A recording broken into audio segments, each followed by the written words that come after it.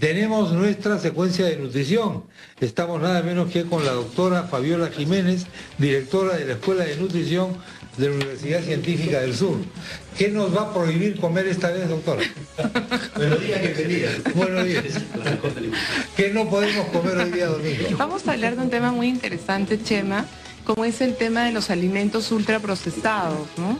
Entonces, esta es una clasificación que promueve un investigador de la Universidad de Sao Paulo, la impulsa a partir del año 2010, y justamente es una clasificación bastante importante porque ya nos sitúa, digamos, en un terreno bastante especializado de la salud pública, ¿no? Entonces, lo que está proponiendo este investigador es clasificar una nueva clasificación de alimentos, porque dicho sea de paso, las clasificaciones con las que hemos estado trabajando son muy antiguas, datan de 100 años y son clasificaciones obsoletas ya a la fecha, ¿no? O sea, han avanzado los conocimientos científicos, la tecnología, etcétera, y no teníamos una clasificación que, digamos, aborde el problema desde un problema de salud pública.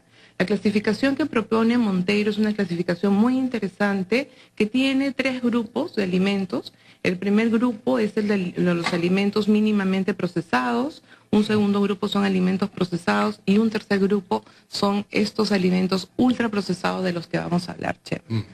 Los ultraprocesados. Los ultraprocesados. ¿Por qué es importante, Chema? Porque muchas veces cuando estamos haciendo la discusión justamente de alimentos que son nocivos para la salud, se utiliza inclusive en medios de comunicación mucho los famosos alimentos chatarra, por ejemplo, ¿no? Sí. Y es importante mencionar que los alimentos chatarra como término científico no existe en no está aceptado por la Organización Mundial de la Salud, no existe en ninguna literatura, y digamos de que sí, en términos académicos, este tema de los alimentos ultraprocesados sí es importante explicar qué significa, dónde se encuentra para poder tener un impacto beneficioso en los consumidores finalmente, ¿no? Y en este caso, ¿de qué estaríamos hablando en cuanto a consecuencias de estos alimentos ultraprocesados? Claro. Hay algunas características, Chema, que voy a mencionar antes de hablar de los impactos. ¿Qué son los alimentos ultraprocesados? Son alimentos que justamente tienen una alta concentración de calorías, sí, una alta concentración de grasas, de azúcares y de sal, ¿no? Entonces, los impactos que tienen en la salud pública, la ruta es la siguiente, y la hemos mencionado en muchas entrevistas, Chema. La ruta es sobrepeso, obesidad, la obesidad entendida como una enfermedad en sí misma y como la puerta de entrada hacia enfermedades crónicas, ¿no? Ahí tenemos diabetes, hipertensión, etcétera, ¿no? Todas las enfermedades crónicas no transmisibles. Esa es la ruta, digamos, de los alimentos. ¿Y cuáles son, ya para, digamos, que los oyentes de RBP sepan, en términos sencillos, Ricardo, cuáles son esos alimentos ultraprocesados prohibidos o que deberían estar prohibidos? Claro, estamos refiriéndonos básicamente a los que son toda la categoría de snacks, ¿no? Bebidas azucaradas. Todas las sodas.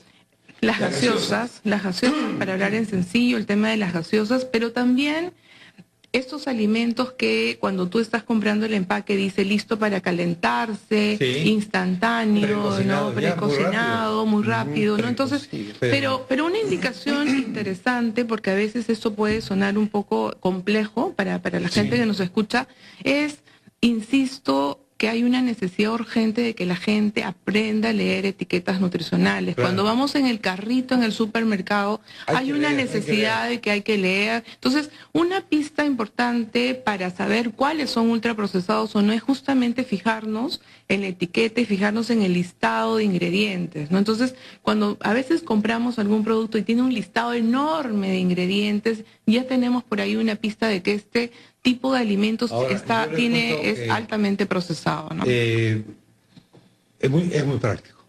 Esos alimentos son muy prácticos. Ajá, exactamente. ¿Sabes por qué te lo digo? Porque las mujeres trabajan. Y como las mujeres trabajan, una cosa que lo puedo meter en mi congelador, un archivo que tengo ahí de cadáveres nutricionales, lo meto al horno de microondas, que me cuesta cada vez menos, claro, y es una maravilla. Claro, Chema. Son bonitos, los pongo en el plato y quedo, porque el ama de casa lamentablemente ya no cocina. Pero, Chema, en la casa no cocina nadie, doctor, hay un problema. Hay que mirar la cosa de la siguiente manera.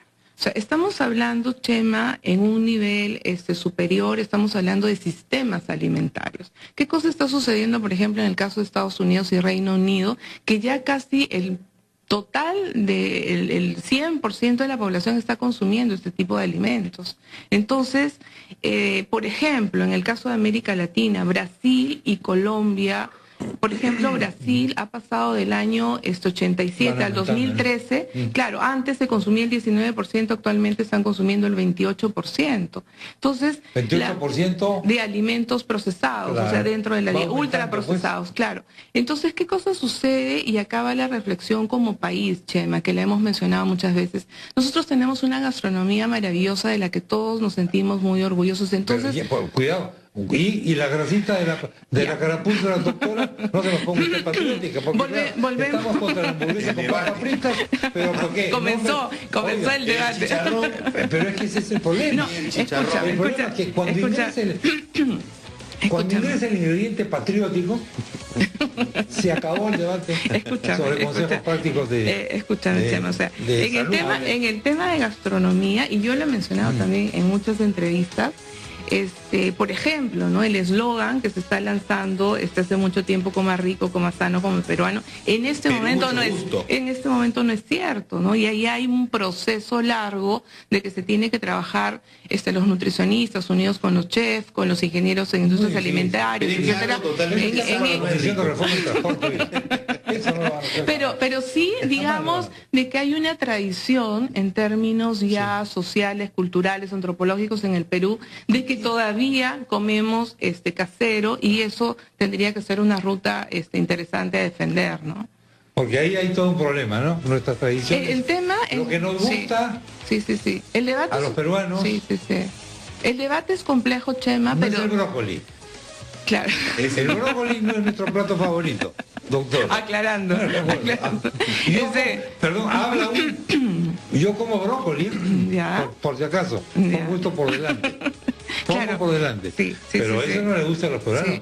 Sí. Pero, Chema, siempre ¿y qué es lo que están viendo acá? Pero el ceviche sí nos gusta, el ceviche sí es sano. Claro, pero siempre, digamos, que el tema de esta clasificación, insisto, la importancia que tiene es comenzar, como tú dices, a crear un debate técnico, Chema.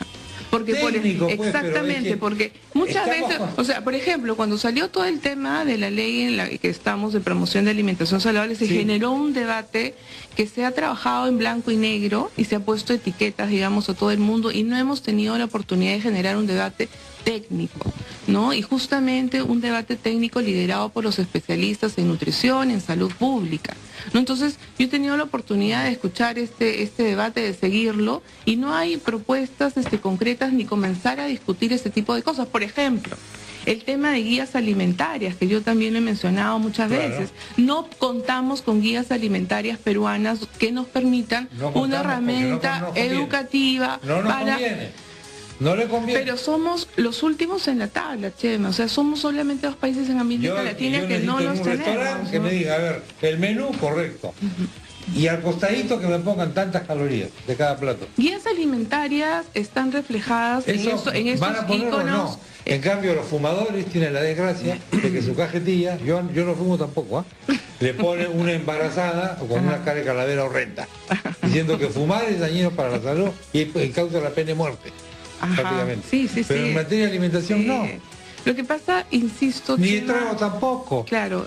Lo cierto es que el tipo de alimentación causa grandes estragos en la salud. La mitad de la gente en el mundo muere por enfermedades cardiovasculares, y eso son cifras reales. El 21% muere de cáncer, que también tiene como a la alimentación como uno de los determinantes más importantes. Eso es lo real y hay que trabajar en eso, Chema. Doctora Fabiola Jiménez, como siempre, muchas gracias. No, gracias a ustedes. ¿Ya desayunó usted? Por supuesto, Chema. ¿Se puede saber ya desayunó usted o no? Siempre me preguntas lo mismo y me metes en apuro. Hay que ser coherente. Me metes en apuro. ¿Qué chicharrón ha comido usted? Diga la verdad. Bueno, muchas gracias. Muchas gracias a ustedes. Hasta luego. Gracias. Buenos días. Gracias. Hasta luego, señoras y señores. Se nos va el programa, pero tenemos al señor Víctor Bazán hablando de El Día de la Madre y de la Hablando comida. del Día de la Madre y de la comida, que está tan asociado con el Día de la Madre, el señor Víctor Bazán, cocinero del restaurante Cevichería María Pastor. Volvemos después de estos rápidos mensajes.